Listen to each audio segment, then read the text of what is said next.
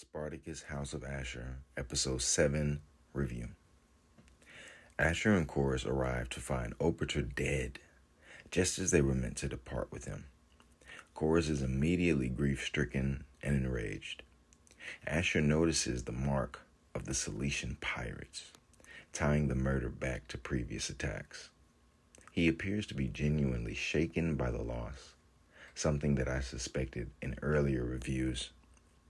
Halara asks Ashur how Korris can be aided, and Ashur admits that only time can heal such a wound. Crixus is also deeply affected by Opiter's death. Gabinius, however, subtly signals that he is aware of her affairs by questioning the depth of her grief. Opiter's holdings are announced to be heading to auction, immediately reframing his death as both emotional and political.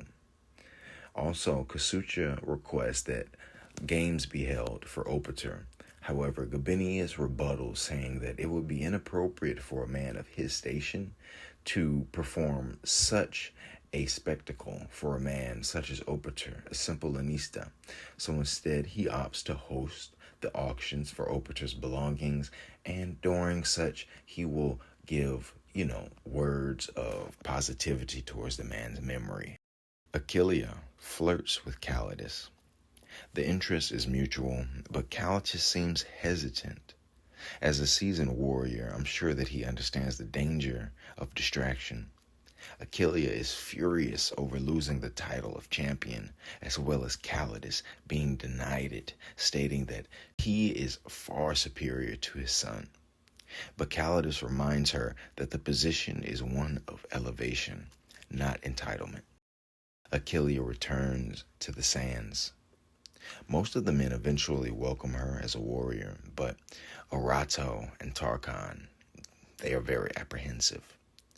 Calidus orders her to train with Salvius, a lesser gladiator. Achillia rejects this demand, and she insists that Tarchon face her instead. He eagerly accepts. Again, just like Crixus, when Crixus came off of his injury via the shadow of death, he was so eager to face Spartacus and regain his title. And now, while things may be moving much quicker, or they seem to be moving quicker, it's a very similar pattern that we're seeing here between Achilia and Tarchon. So I think that the intentions here are to confuse us. Achilia is on, she's on the main wallpaper, the main, she is being framed as a main character here to stay. Now, what I'm struggling to figure out is, are they using that as a way to dupe us? And will Achilia be basically disregarded, not in this season, but later seasons? Will she be killed off, or will Ashur figure that his use of her has been basically completed? Now, let's remember, Ashur initially, he got her specifically to embarrass Proculus, because Proculus brought in a very I don't want to say exotic, but, that's what they consider it, exotic offering with the Ferocious brothers. And Ashur figured that training a woman could be the best way to embarrass Proculus and basically injure him the way that Proculus had struck out and hurt Ashur. So once Ashur figures that Achilia has served her purpose to finality, will he disregard of her? Or is it going to become a necessity that she stays around? We see in the preview for episode 8 that Gabinius is kind of grilling Ashur, assumingly for Ashur, basically saying, Achilia can't perform because she's injured due to Tarchon. And Gabinius is grilling him, saying, well, all of this was built on Achilia, so you're going to have to make sure she fights, or if you don't, you better hope the crowd doesn't demand your blood. So Achilia may still become a force. However, I'm just unsure with the tension between her and Tarchon. I am very unsure as to who's going to come out on top. It seems that Achilia will come on top, obviously, but we know that Stephen S. DeKnight, he's not a straightforward writer, and he is very well known for throwing in wrenches in the gears. So what wrench is he going to throw in? What's going to happen? Because it's never a clean transition with Stephen tonight. There's never going to be a clean transition to power, unless there are some sort of stakes involved. So I'm just very concerned as to the fate of Tarchon, because he is one of my favorite characters. I like, of course I love Ashur. I like Korris. Plenty of people say that he's the best character, which I am inclined to agree. He may be. Ashur, Korris, Tarchon. Why do I like Tarchon? Because he's a very realistic character. He is a young man who is a warrior, and he has very little control over his emotions. He is erratic and he is impulsive. He is a realistic character for a young man who indulges in this lifestyle at the time. Now, there are things that he does that will make you think, why would you believe that you can do that? You're just a slave. Such as when he takes his pleasure girl, he takes that girl from that somewhat wealthy Roman. Why does he do this? It is because Tarchon exhibits a behavior and a belief system that the way of the warrior, it exceeds wealth. He believes his warrior status gives him the right to do these things. That's why he does these things. He knows he's a slave, but he also knows he's a what? A warrior. And he gave that very telling speech to the men before they gained access to the games, saying, "We are gladiators. We are warriors." He is a warrior, and that is how he identifies. That's why he behaves so erratically, because in his mind, I believe that he believes his warrior status trumps that of material wealth. Achilia ends up storming off, and Tarchon requests to speak privately with his father. Ashur expresses his desire to see Achilia reinstated as champion. Calidus reveals Tarchon's request to Ashur, though the specifics are withheld from the audience. Personally, I believe Tarchon is asking for that girl. That's the only thing that has really been shown that he desires besides the title of champion. So that's all that I assume he could want. I could be wrong. Ashur ends up confronting Caesar's wife, and he accuses her and Caesar of orchestrating Opiter's murder, only to realize his mistake. He remembers his own boast to Proclus. This reinforces what I've been saying. Ashur isn't stupid. He's simply playing a game that at a level that he's never truly controlled before. The cracks aren't from ignorance, but inexperience. We're seeing cracks in Ashur's game, like I say, not because he is dumb, but because he is inexperienced at playing at this level. When you play a video game and you level up, the enemies scale up. Ashur is experiencing something very similar, to where he's facing people and he's in a position that he is not familiar with, and he is struggling with his decision making. He's struggling with predicting the movements of others, because as much as Ashur hates to admit it, in my mind, he has always operated better when he has been kept on a tight leash. When Ashur was under Betiatus, he always performed so much better, because that's just how he was raised, man. The dude was born, and very shortly after that, he was sentenced to slavery. Pretty much captivity is all Ashur's known for the most part. I'm pretty sure he had a brief life with his family, and he was taken away from that. All he's ever known is captivity.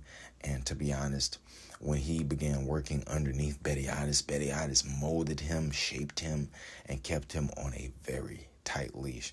And I feel like he became adapted to that, and that is what he's used to. And I feel like that is a large reason of why he's struggling currently, because for so much of his life he has operated under the guise of others. So now that he is literally the one calling the shots, he's struggling, because like I said, he's playing at a different level. Calidus advises Achilia to consider adopting the spear and the small shield in order to compensate for her injured hand. Ashur admits his mistake to Korris and attempts to pull him back to his side. Ashur returns to Caesar's wife to apologize and request financial backing, as well, after consulting Halara on the cost of Opiter's holdings. She agrees after Ashur lies about arranging Viridia's marriage to one of Caesar's associates. They end up toasting to the agreement, but she secretly taints his wine with opium as revenge for his earlier slights, accusing her of things that she had no part of. Instead of a bad trip, however, we get the most unexpectedly romantic scene of the series so far. Ashur makes genuine love to Halara and is clearly feeling himself like Ricky Bobby or young Keith Sweat. He asks her to say his name, and she says, Ashur, Ashur. Then he mistakenly calls her Viridia because... No, he doesn't mistakenly call her Viridia, but he sees her as Viridia, and he mistakenly tells her that his heart belongs to her, his love is hers. So he sees Viridia, and he admits, my heart belongs to you. But he's actually making love to Halara at this time. So in my mind, this is only going to further drive her absolutely up the wall, because we know that she loves Ashur desperately.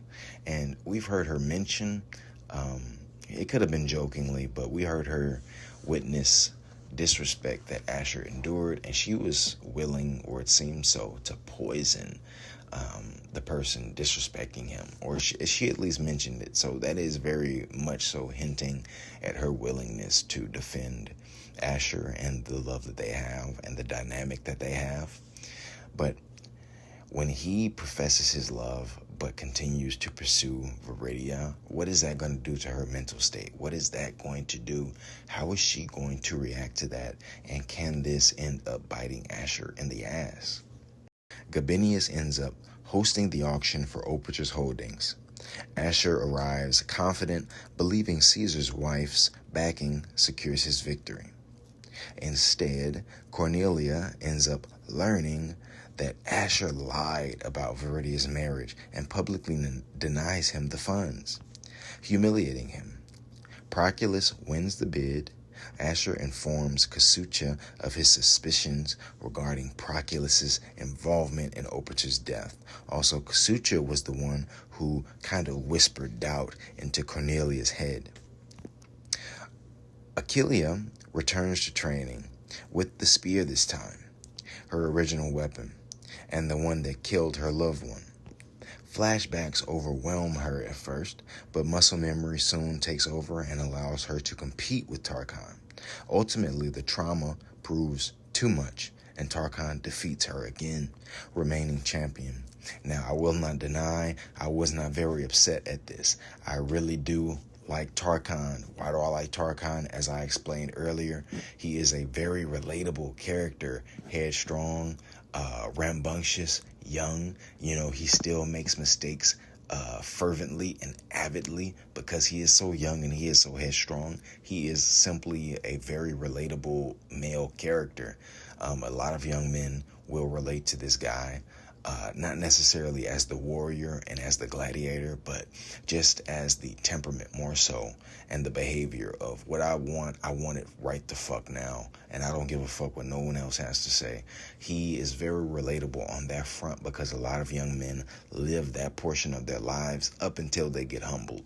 Tarchon has not yet been humbled. He has not truly been humbled. He was defeated by Achillia in practice, but he has not truly been on the opposing end of the blade, similar to Spartacus when Crixus put the blade to his neck in the arena, or when Spartacus defeated Crixus coming off of his injuries against the shadow of death, and Spartacus put his wooden sword into Crixus's wounds, reopening them. He has not truly been vulnerable, therefore he has not truly been humbled. Tarchon ends up receiving his reward later.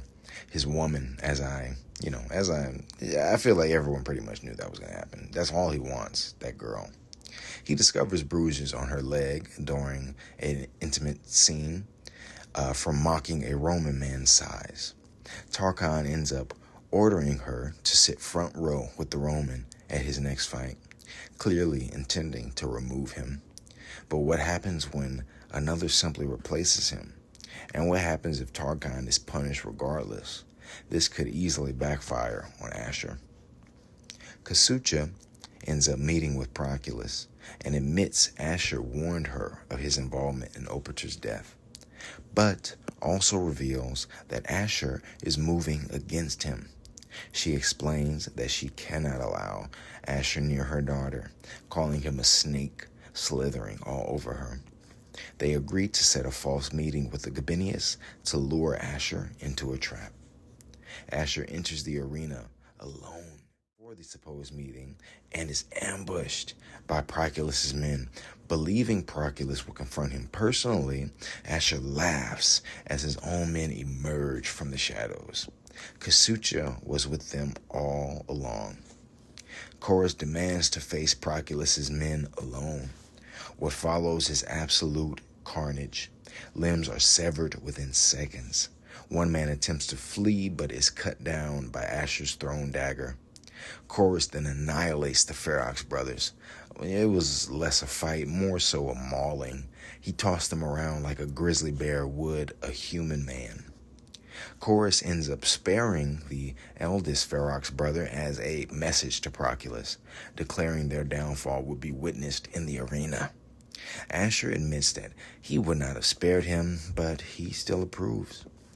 Overall, this was a great episode. I would have liked to see all of the Ferox brothers been slaughtered, but whatever Ashur and Korris have planned may be more interesting. Still want the eldest brother dead for desecrating Logos' body in episode 1 and for simply being a disrespectful gremlin. But other than that, guys, I'm very excited to see where this is going to lead Ashur and Halara. I'm curious as to where Crixus and Ashur's relationship is going to go after this, because she clearly took his side, and apparently her care for Opiter may have been a bit beyond these sexual visitations. He did mention to Korris how sometimes an older woman simply wants to be reminded of her beauty, and I'm sure that he did that. Opiter did that very often and very well, so maybe she did truly believe he was a friend to her. So, I am very excited for the next episode. Overall, I will give this episode maybe a 8.5, but definitely not one of the better episodes. I would say the last 2 episodes were the best episodes, definitely. And episode 1 was surprisingly extremely strong. It was a very strong episode. And yeah, guys, I want to end off there. I don't want to ramble too fucking much because I got to edit this goddamn video. But thank you guys for viewing, and I'll see ya in the next one.